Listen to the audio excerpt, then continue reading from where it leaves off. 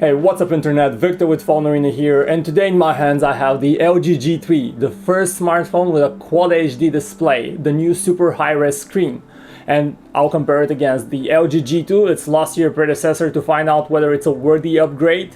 What it brings to the table is, apart from the display, it has a Snapdragon 801 chip, a 13 megapixel OIS plus camera, removable body, a metallic design. What does this mean? We'll find out in just a second. Stay tuned. The LG G3 is metallic but not made out of metal. Its polycarbonate body nonetheless feels well put together and its outwards appearance is sleek. Last year's G2 on the other hand features a bit hollow build and a glossy plastic body that acts like a magnet for fingerprints and is nowhere near that well built. The elephant in the LG G3 versus G2 comparison room, however, is the size difference. The LG G2 is compact for its size and so is the LG G3, but this is not telling much. The G3 in fact has a phablet feel because of its large 5.5-inch display that makes it a bit hard to operate. There are two notable things about the 5.5-inch IPS LCD display on the LG G3. It has extremely narrow bezel and is the first to sport a Quad HD resolution. A Quad HD display has nearly 78% more pixels than a 1080p Full HD one, a huge difference on paper. In reality though, the perceived improvement is not all that big. Only if you stare at the G3 from very close, you'd start noticing that it is indeed a bit sharper. Turning our attention to colors, the LG G2 does not have a particularly accurate display. Its colors look a bit bluish and oversaturated. The G3 is an improvement. It no longer looks all that noticeably bluish. It's just very slightly on the cold side. However, it's not a complete fix. Colors remain oversaturated on the G3. Outdoors, both handsets are a bit too reflective and not bright enough for convenient viewing.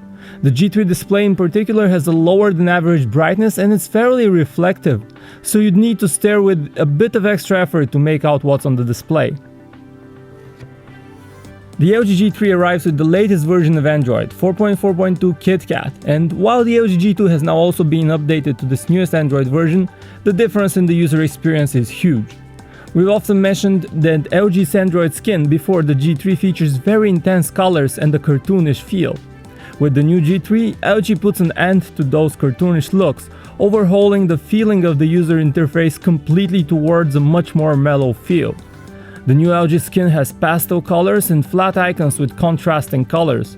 As a result, the whole user experience feels very unified and simple, easy.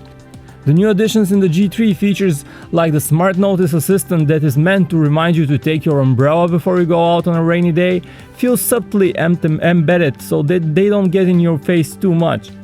Other improvements like the enhanced knock code are also improved. Switching to apps, the most notable new app is the Health Hub that tracks your exercises and daily activity. As long as you have your phone in your pocket, it maps and tracks every step you take as well as your cycling exercises. The G3 also has the dual window split screen multitasking that allows you to run two apps at the same time, while the G2 only has a limited selection of Q-Slide apps that can run on top of the main interface. In terms of basic functionality, you have similarly capable phone book and messaging apps on the two. The big difference is in the keyboard on the G3 that you can now adjust in size and that better predicts what you want to write. Being the newer device, the LG G3 also has the latest and most powerful Snapdragon 801 system chip that gives it a slight edge over the performance of LG G2 Snapdragon 800. Both are quad-core chips with a slight difference of the maximum CPU performance. The G3 can run at up to 2.5 GHz while the G2 works at up to 2.3 GHz. But those slight variances can barely be felt as the G3's higher res and processor-hungry display makes up for the difference. In fact, in the benchmarks, the G2 actually outdoes the G3. Both phones come with 16GB and 32GB models, but the G3 has expandable storage via its microSD card slot that supports cards of up to 128GB, a feature that the G2 does not have. LG includes both its custom browser and Google's Chrome to serve the web on both the G3 and G2. The browsing experience itself is excellent on both devices. Pages load and render quickly, and scrolling around and zooming in and out is virtually free of slowdowns and stutters. In terms of connectivity, both the G3 and G2 support 4G LTE, but the G3 has the latest modem that allows for faster download speeds of up to 150 megabits per second. Other connectivity options include dual-channel Wi-Fi on both GPS and NFC. Neatly, both also have an infrared blaster located on the top, and you can use it as a remote control for your TV or other electronics. The 13 megapixel optical image stabilization plus camera of the LG G3 comes with a quicker laser-assisted autofocus and captures sharp and detailed images. The G2 images, on the other hand, are just a bit too cold and inaccurate in terms of colors, and the LG G3 is an improvement, but it also goes a little overboard, and on it photos look too warm with a yellowish tint. Indoors in low light, the two cameras opt for shooting without firing the flash even in lower lit conditions, and this naturally translates into pictures without the usual bluifying effects of LED flashes. When flash is fired though, the G3 manages to do a much better job preserving color balance, and the flash is more powerful. In terms of video, the LG G3 has the advantage of being capable to record 4K footage at 30 frames per second, while the G2 can only shoot it up to 1080p and 60 frames per second. Now, the 4K option has a clear advantage in sharpness, and it's also great for those who do post-processing, but fact remains that you need a 4K monitor or TV to fully enjoy it, and 4K displays are just not all that common yet. What about the quality of the actual footage? Now, it's smooth and sharp on both devices, while in terms of colors we see the same tendency for warmer colors on the G3 and colder ones on the G2, and not perfectly accurate ones on either. Apart from the color difference, probably the biggest improvement in the G3 is the new OIS Plus system that stabilizes footage much better than OIS on the G2. Continuous autofocus works on both, but it's not very sensitive and it often takes quite a while for the handset to refocus.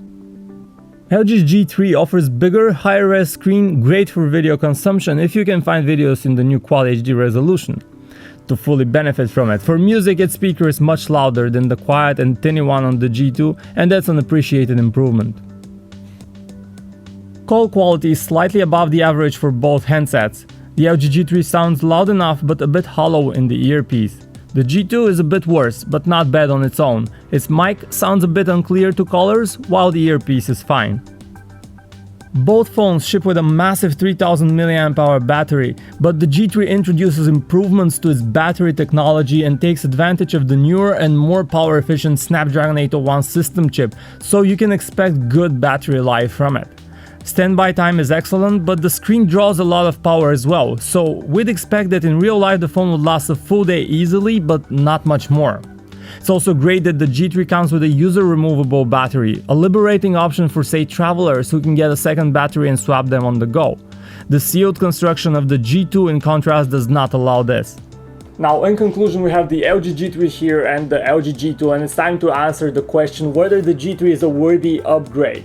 Now, with time, the LG G2 has dropped down in price and it's now much more affordable. It's on par with mid-range devices in terms of price, and it's a brilliant device with a snappy processor, good camera. But the LG G2 is a sufficient improvement in practically every aspect. It has a better display, which is sharper, maybe you won't notice it that much, but it's also better looking overall. Has the new, more modern skin, the latest Android 4.4, pretty capable 13 megapixel camera, and a great design. So overall, we definitely recommend you check it out. If money is not a concern, the LG G2 is definitely a good upgrade. And for more detailed comparison between these two, make sure to go to PhoneArena.com.